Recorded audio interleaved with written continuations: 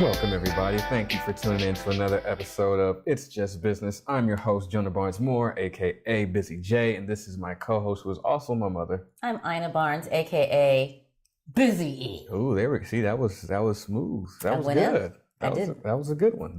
You like that one? Yeah. See, it wasn't too long of a pause, and it was like a little Busy E. So it wasn't the pause, it was the length of the pause that was driving you bonkers. I gotcha. Exactly. I'm with you now. That was smooth. I got that. I like that. That's better. Okay, coolio. Anyway, thank you guys for tuning in. Thank you guys for enjoying this moment with us, wherever you may be, sitting watching on your phone or your laptop or whatever. Thank you guys for tuning in. We appreciate the support. So it's our duty to educate you on some things that are really important, right? And also, we want to help you innovate. So we're going to talk about one of the innovations that is changing the landscape of retail and how we buy things. And that E-Pocalypse, I like to call it E-Pocalypse. It's an E-Pocalypse. That's clever. It's called e-commerce. E-commerce. Right? So e-commerce is literally changing the way everything's done, everything's bought. So we'll get into exactly what's happening as a result of e-commerce a little later in this podcast, but e-commerce is the topic of discussion for today. Yes. So for those of you who don't know, we're always going to tell you what we're talking about. So what is e-commerce? I'm going to read you this definition that we found on Shopify.com. Now, Shopify is also one of the major companies that has been pushing the e-commerce revolution, the e-pocalypse forward. So it's only fitting that they have an explanation of what e-commerce is. So what is e-commerce? I'm going to read it verbatim. E-commerce, also known as electronic commerce or internet commerce, refers to the buying and selling of goods or services using the internet and the transfer of money and data to execute these transactions, right? So online shopping, that's e-commerce, that is where all the pretty much volume of sales is heading. That's where the market is trending, is e-commerce online. We don't want to go into stores anymore, right? Yeah. And so a brief history of e-commerce. The first online sale, which is the moment e-commerce really began, was... This is interesting to me. This is interesting to August 11th, 1994, a man sold a CD by the band Sting to his friend through his website NetMarket, an American retail platform. This is the first example of a consumer purchasing a product from a business through the World Wide Web, or e-commerce as we commonly know it today. So what's that, 24 years? Yeah, 24 years ago, it was the first online transaction, the birth of e-commerce, right? Yeah. So now we can get into a little of the different models of e-commerce, right? So the first one is obviously business to consumer. So I have a business and I sell my product to consumers, right? Right. There's also business to business. I have a business and I sell my physical product to businesses. Also consumer to consumer. I'm a consumer. I sell my product to consumers. So you can think of eBay, right? They facilitate consumer to consumer. 4 is consumer to business. So I'm a consumer and I sell something to a business, right? So those are the 4 basic e-commerce business models. Types of business, right? And so now with the birth of online commerce, it allows smaller companies, smaller businesses, or even consumers to get some traction and gain some market share. And reach a global audience. Yeah, in retail. And you don't have to have a humongous store or anything like that. You can literally just go online, do everything out of, your garage or your home or wherever you're at. And start an online retailing business. And that's what Shopify was really, really, really good at. They led the way in that because they featured these 2 really specific, I want to call them innovations, which actually helped them become a large part of the e-pocalypse. I like saying e-pocalypse. E-pocalypse. So the 2 major ones, the first one is called drop shipping, right? Now if you're not familiar with drop shipping, this is something that really changed the game. So a more traditional business model, if you're in the retail industry, right? Say you're a Target, for example. We'll just use them as an example. What they have to do is they have to buy products wholesale, right? Inventory those products in their store and then sell them, right? Right. Now, with drop shipping, you take out the whole process of having to have your own inventory, right? So with drop shipping, what that is, you purchase something online, right? And you never hold it, but once it's purchased, somebody else buys it and you never have to touch that product. You never touch the product, and right? It goes directly to the consumer. Directly to the consumer from the manufacturer, right? So all you have to do up front is literally pay the supplier for your products, and then once it's purchased from your website that you set up or anything, they deliver it directly to the consumer. So now you are literally never touching any product, but you are making a profit by selling something online. And that is a huge, huge innovation that changed the game for everybody in the retail industry. Right. Because now it's no longer, oh, where's your store located? It's like, no, you can just go online. All you have to do is set up a website. And with all these API integrations and everything here in 2018, where you can literally set up, maybe a WordPress, WooCommerce, get you a little supplier for, your goods and services, put your name on it. Bam, there you go. You have an online business through drop shipping, and you never have to touch any inventory, right? And so that led to obviously the second, which is kind of the real driver that we're seeing today of e-commerce and its real implications on the economy, is that no physical stores are needed. Right. So not only do I have access to consumers, I don't need a physical store. Right. You can run everything off of your phone at home, doing whatever. Yeah. That is what's really causing a huge major shift in today's economy, at least in the retail industry, I should say. Because what it does is for retailers or any type of company that has brick and mortar stores, those once considered assets are now liabilities, because not only are you stuck with the building, but you're stuck with all the inventory inside of the store for the most part. Exactly. So you're holding inventory that you haven't sold yet, and you have a building that people aren't really visiting anymore. Exactly. And that assets to liabilities is, how you can, it's a good way to gauge if something is really an innovation or it's not. Like, what does this mean for my current assets that I have?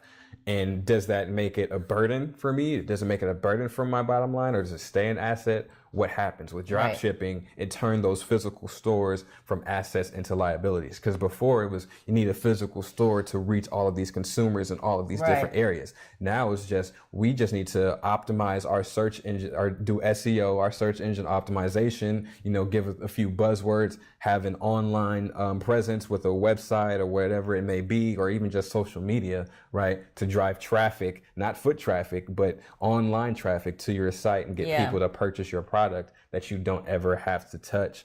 That is change, and that is a more lenient business model, or a more efficient business model, I should say. Lean. Yeah, it's lean. Real lean. It's a lean business model where it's like, we don't have to have so much capital up front.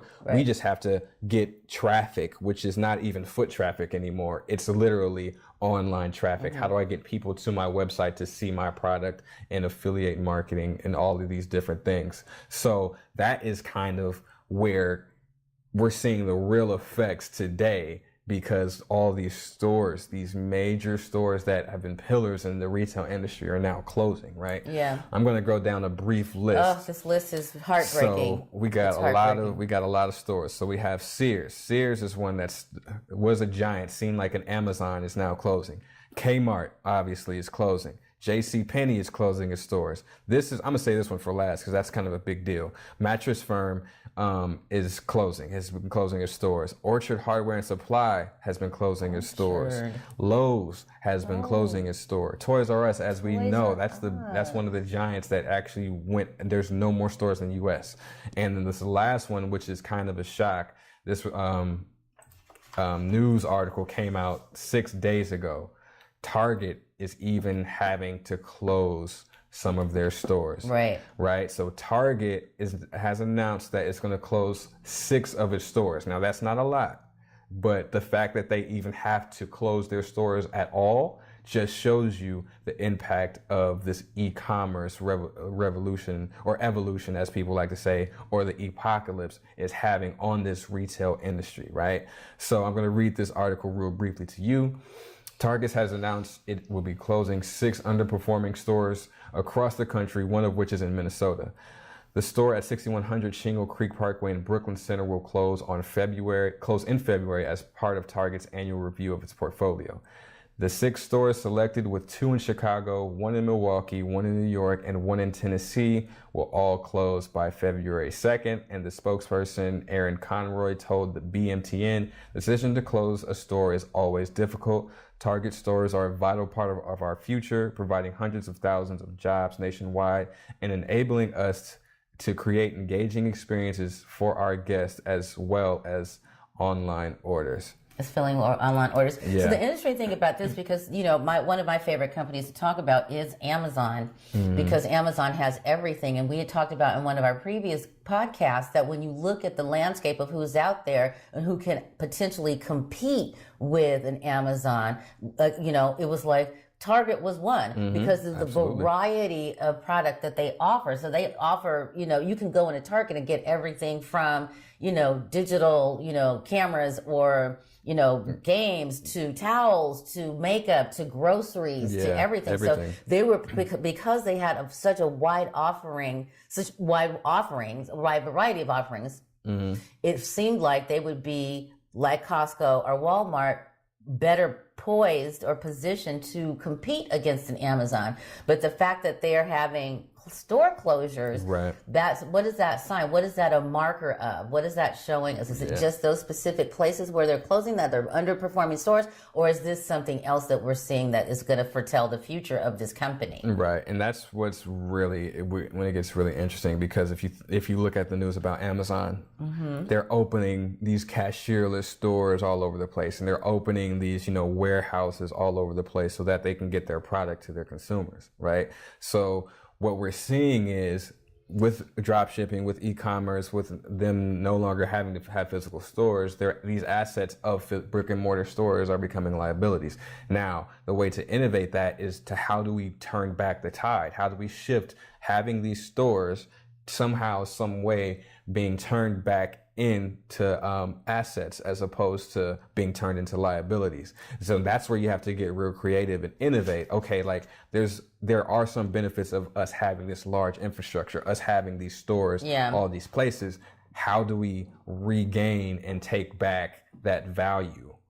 And how do we develop our stores into something that provides value to our customers and returns the physical store into a liability? Because right now it's everybody wants everything and they don't want to leave their house. Right, you said returns the physical store into an asset. Yeah, okay. Turn it back into an asset from a liability. Right. So that's where we're at right now, and that's the trend that has been going on with e-commerce. And e-commerce clearly started in 1994, but to see the impacts today, obviously hindsight's 2020, but you should always be thinking ahead. Worst case scenario, what does this actually mean? What did this innovation actually mean? And we're really going to see, because I think we're just at the brink. I think we're just seeing, the tip of what's actually going to go on. We're just at the beginning. I think this is going to have major implications and force companies to innovate. So, because now you get down to the part where, okay, these stores are closing. That also means people are losing jobs, and so if people are losing jobs and we're losing money, you as management are not doing your job to prevent these things. And the only way to prevent these things from happening is to plan, to innovate, to get more creative, to make sure that you're not falling victim to the E-Pocalypse. Right. The E-Pocalypse. The E-Pocalypse. That's I like calling it. I'm going to get used to hearing that, but every time I hear it, it makes me laugh. The E-Pocalypse, because now anybody can, open up a shop, and that's what Shopify was doing. Everybody on YouTube has seen, these advertisements, he grossed $500,000 this month. 2 months ago, he didn't have any kind of, income. Now I'm a millionaire driving Lambos and all that stuff. That's kind of what Shopify was doing, right? Shopify helped you create that online store, but it gave you access to a marketplace where if you get a drop shipper, right, you find a supplier of goods, and goods, not services, but if you find a supplier for goods, optimize your search engine using SEO, getting people to drive traffic to your Shopify account, then you're literally just bringing in income. All you have to do is use these buzzwords, get this inventory, have it delivered to your consumer without actually touching the product. And that's how these people were making all of this money, Right. you know, grossing 3 million this Voila. month, you know, doing all this, hearing all these crazy numbers. And it's all because of e-commerce and how Shopify really position themselves as that online store. And then on top of that, if you're really expanding and really growing, you can do this internationally. So your market is even larger than you could ever imagine. So, you know, these are competitors now. So every Shopify account to a retail industry person is a competitor. Now, unless you're like a wholesaler, right, where you buy all these things in bulk and you actually sell to the smaller e-commerce people, the people with the Shopify accounts, then you're in a really good position. But if you're like a brand name, you know, front retailer, like, you know, the Targets, the Toys R Us, JC Penney, Sears, like that, then you have to be really creative and figure out how you return that liability, your brick and mortar store, back into an asset by being creative and being innovative. Because if you don't do those things, you're going to end up like these companies, or worst case scenario, you're going to be like Toys R Us. Right. And you have to, you know, have to look at a lot of things like who was the innovator in your space, e-commerce, E-Pocalypse. The E-Pocalypse. You know, that they're the front runners. Shopify, they are the innovators in this space. Well, there's something coming behind that. And if you want to stay ahead of the curve, you got to figure out what that is. Right. So that you get there with your company quickly before, you know, it's too late, before you, like you said, fall victim to the e-pocalypse. Don't fall victim to the e-pocalypse. Yeah. You know, it's not the zombie. It's not zombie. Yeah, that's what's going to happen. All these large companies are going to turn into zombies. You know, like The Walking Dead. You know, there's going to be, we were so good so long. Now we can't do anything because all our stores are closed. Yeah. So Target's going okay. But you know what's really interesting that doesn't kind of make sense? What is that, Jonah? All these cashierless stores, like people are saying, like, that's the new wave, that's the new innovation. Like, there's not going to be any stores are going to be operated on their own. That's one of those things where it's like I don't really see too much value, because I saw an article today that said 7-Eleven was thinking about implementing it. Amazon also has like cashierless stores. Right, so basically they're just huge vending machines, right? Right, yeah, like so a you giant. Just swipe your card and the thing comes down and out or whatever, right? And it's like, but you're still a physical store in brick and mortar, so you're not really addressing the problem. You're kind of, you know, you're just trying something that. Well, you're treading water until you can get to the better solution. Right, yeah, but the better solution needs to be something that bucks the trend, right? That really, you know, makes the wave slow down, calm down, because at the end of the day, this is still brick and mortar. If you have no foot traffic in there, how are you gonna, you know, really make that a successful store? And you're just putting people out of jobs. Right, the cashiers out of jobs. Yeah, you're putting people out of jobs. You're still creating a borderline liability by having a physical store. Yeah, and you know, consumer demand is telling us that we want everything delivered to us home quickly, and that's why one of Target's responses to this whole kind of, not e-commerce necessarily, but the consumer demand of people wanting things instantly and to compete with Amazon on a large scale, is that they started offering that same-day delivery service. They started dabbling in that 2-day delivery because they know consumer demand is ultimately where they need to meet value, make their value proposition. And so that is giving people their goods faster and in a timely manner. And so that makes sense. But these cashierless stores is like, you know, you're kind of, I don't know, you're not addressing any problem that is a real problem. You know, it's kind of like how Blockbuster thought people really just like going in their stores. Yeah. It's like, okay, well, we know that people just don't want to deal with people, but that doesn't change the fact that I can get a product to any consumer without actually having to touch my product or house my product. Right. You know, so it's really interesting to see, but that's what like a lot of the news is highlighting. And I'm like, that's not really it's just putting people out of work. Yeah, it's just putting people out of work. You know, it's all buzz, you know, it's all hype. You know, like, because I think we all have this idea of what the future looks like, and it looks like, you know, we don't have any cashiers, everything's, you know, so smooth, and I don't even need to use my money, I just pick up something off the shelf and it scans, like all that stuff. But I'm like, when you look at it at the end of the day, that's just, you know, all aesthetics. It's not necessarily providing value to a consumer by not having to go physically into the store and, you know. Yeah, so it's like, Yeah. you know, bells and whistles as opposed to actually providing value, solving a problem, looking Yeah. at consumer demand and where it's going. You know, that's just my take. I agree with you on that for sure. I definitely agree with you on that. That's you know, my take. But at the end of the day, you don't want to fall victim to the e-pocalypse, right? You don't want to fall victim to the e-pocalypse. Don't want to be the zombies, you know, the Walking Dead. Because I watch this show. It's one of my favorite shows. I'm like thinking of a target, like seeing a target come down the street as a zombie. Yeah, just walking down the street, like, store. you know, and while we're running through, you know, we're with e-commerce, you know, running away. Anyway, but so if you don't want to be like, you don't want to be a e-pocalypse zombie, then you should definitely reach out to jbmconsultants.org because that's what we do.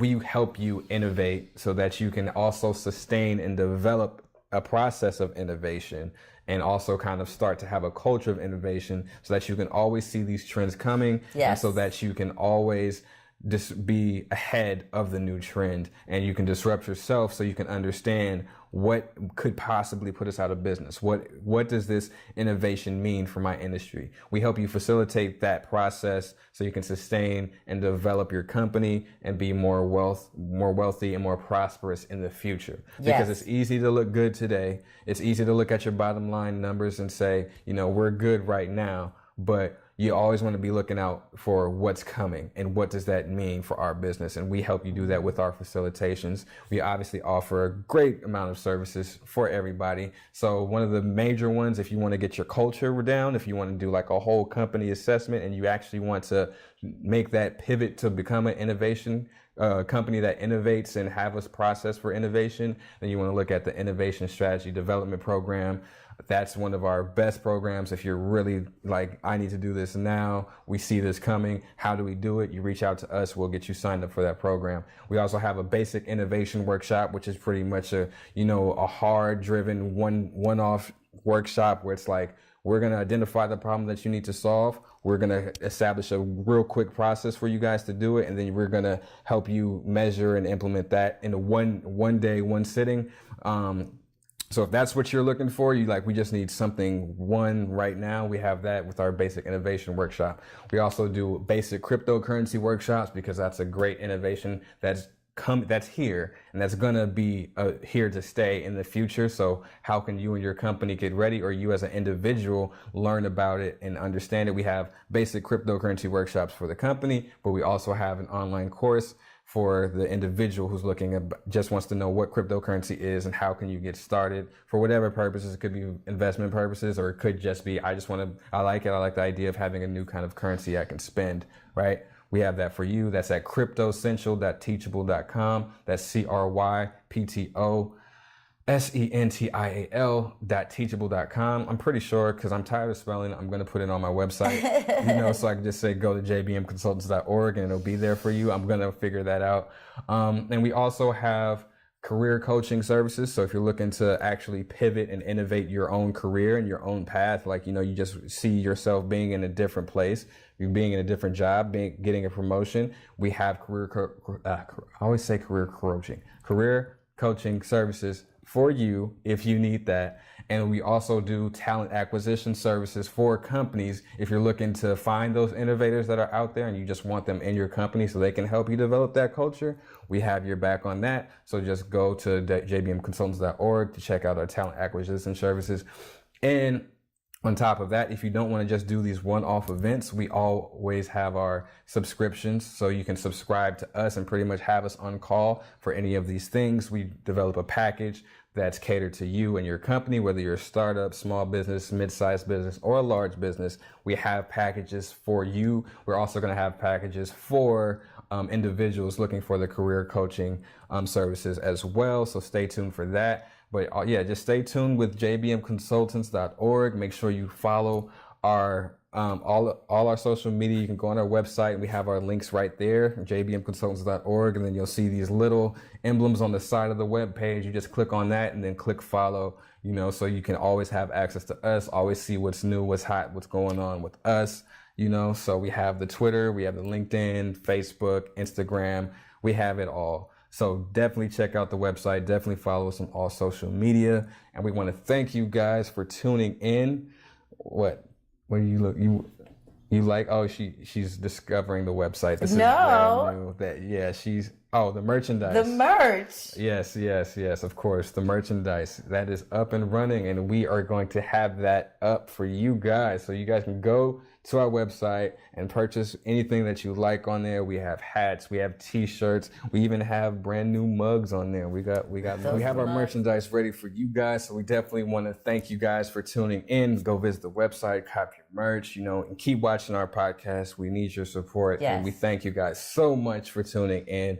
So at the end of the day, I know people probably, in the retail industry have their feelings about the E-Pocalypse, and they're like, I'm not an E-Pocalypse zombie. What are you talking about? I don't know what you guys think is really going on in the retail industry, but we're just telling you e-commerce has been here for 24 years, and we're just now seeing the effects of what it's really doing. Yeah. So for us, we know we're confident in what we say. We believe in everything what we say here. So don't take anything that we say up here personal. We just do our research and we give you information, because at the end of the day, it's not personal. It's just business.